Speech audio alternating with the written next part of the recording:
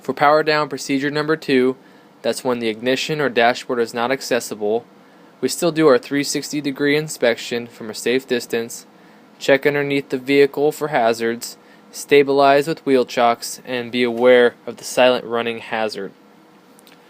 We then observe the dash vehicle for running status, and that's only possible if we are able to visually see the dashboard with the ready light or dash illumination. And then we make our initial patient contact using the power options to maximize patient access, seats, windows, and power locks. So now we're going to locate and disconnect the 12-volt auxiliary battery, disconnecting the negative line first.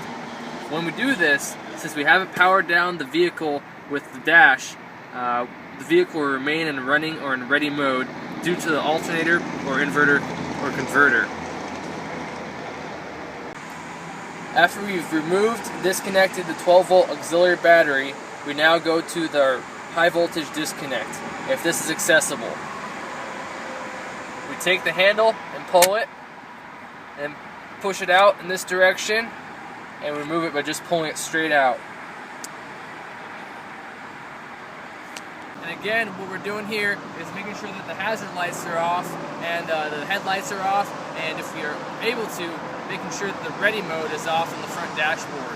If we're not able to do that, we're making sure that we take a look at the hazard lights and the headlights.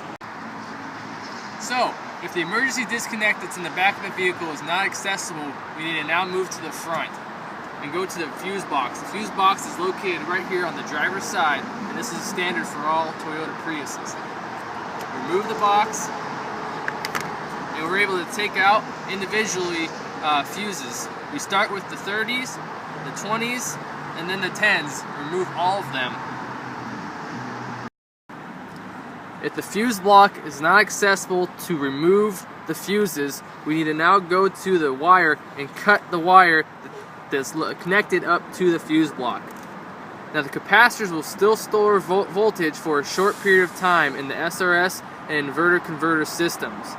Once we've cut the wiring, we need to then confirm that the power is shut down, that the lighting is no longer on, and the hazards and the ready mode is not on anymore.